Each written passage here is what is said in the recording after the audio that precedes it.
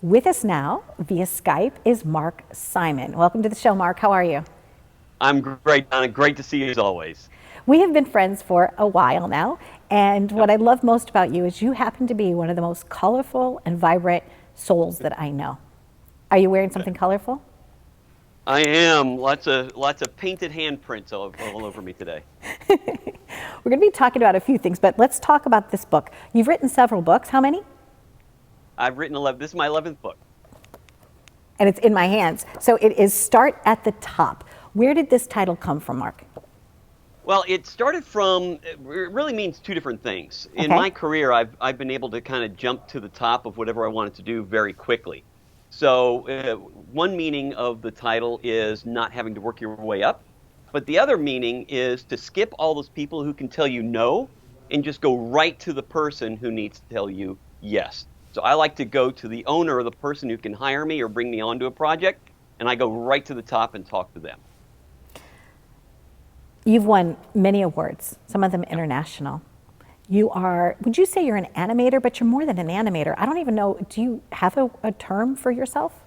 Well, How do you really, like I'm to? known mostly as a story artist. So I Okay. illustrate basically a comic book version of a script before it's shot, whether it's film, TV, commercials, or whatever. So that's what I'm known most for. Okay, the godfather of that, right? Yeah, it's a term that a couple of periodicals gave me because I do so much to help advance and let people know what storyboarding is that they just term me the godfather of storyboards. Now this right here, I would say that this is an animated character. I'm holding up the beautiful drawing that you did for me, The Walking Dead. So Yes. how does a process like that start? So when you're storyboarding something, are you creating the characters as well as like how things go from scene to scene?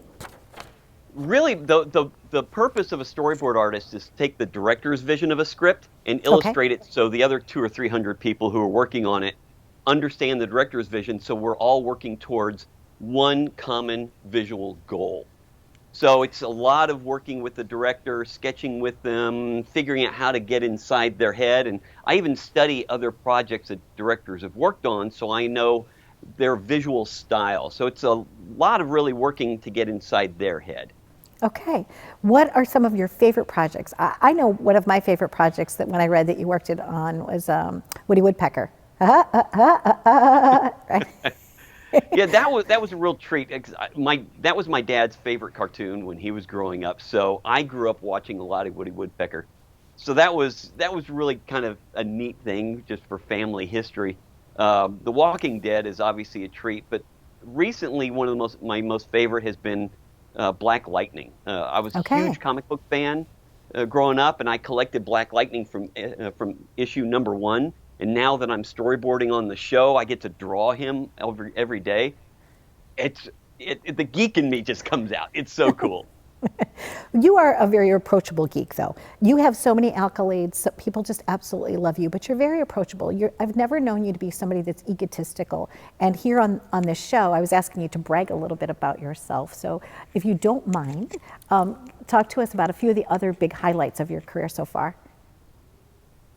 Oh, I mean, well, I've been storyboarding for a little over 30 years. I've got over 5,000 credits on everything from features. I've done about 50 feature films now, hundreds and hundreds of TV shows. One of my favorites years ago was working with Spielberg on Sequest. It's kind of like Star Trek Underwater back in the 90s. Yes. Uh, those are fun. I'm also the first grand prize winner of the Nicktoons Film Fest with an animation that I co-created called Timmy's Lessons in Nature. There's been a lot of really fun things. Oh, and I won an Emmy in 2012, I think it was, a Primetime Engineering Emmy with the Toon Boom Software Company. Congratulations. I'm clapping for Thank you. you. The other thing I wanted to mention as well is you were sharing a story with me about Hanna-Barbera. Oh, yeah, that's one of the chapters in my book on Start at the Top because there's a whole section in there about failures. You know, not everything I try works. You know, no one succeeds all the time, and I've had some spectacular failures. But that was probably the most embarrassing. When I first moved out to LA, I wanted to become an animator. So somehow, and I actually don't remember how I did it, but somehow I landed a meeting with Bill Hanna and Joe Barbera, you know, the creators of the Flintstones and the Jetsons and Scooby-Doo and all these great historic cartoons. And I sat down with both of them and I showed them my portfolio, but I was self-taught. So I didn't understand certain aspects of the industry at that point. And they told me that I wasn't ready to be an animator, that I needed to work my way up. And my ego didn't like that. So Wah, as I wah, was wah. leaving, yeah, so as I was leaving the meeting, I turned over my shoulder and I said, "You'll be hearing of me before you hear from me." And I said this to the top guys in the industry. And I got home later, I thought, what did I just do? I mean, it was such a ridiculous thing. But at least I came out with a story. Now, that obviously never happened, but at least I got a story out of it. It's a great story. And my connection to Hanna-Barbera is my very first job in the industry, Mark, was picking out music and sound effects for radio and television commercials. And we had the whole Hanna-Barbera like soundtrack, like bone crunches and things like that. And I used to, because you never know when you need like a crumbling fire, or some other kind of great sound that you can make on your own. But at least they have all those iconic sounds that we've grown up with. It's been such a pleasure and a journey to work with you. We get to see each other at least like once a year at some industry event. There's a few other things bits of information that I wanted to have you share before we close. And also a shout out to your twins. Well, Luke and Reese, hopefully they're going to be watching this. They should. They adore you like I do.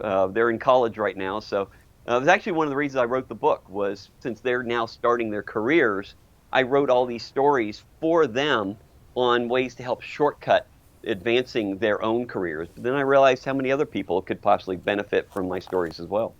Right, you don't have to want to be an animator to enjoy this book. This book is for everybody that wants to start at the top. It says, start at the top. Paying dues is for other people. Stories to help you succeed. And you certainly have helped me succeed. And I just want to give you one piece of acknowledgement, and that was you're the reason that I was the very first television show to ever stream on Facebook because you so graciously introduced me to your friend Doug Stanley. So shout out to Doug, shout out to you for that. So thank you. And only because you deserved it. Thank you. And one tip that you'd like to leave our audience with besides buying your book?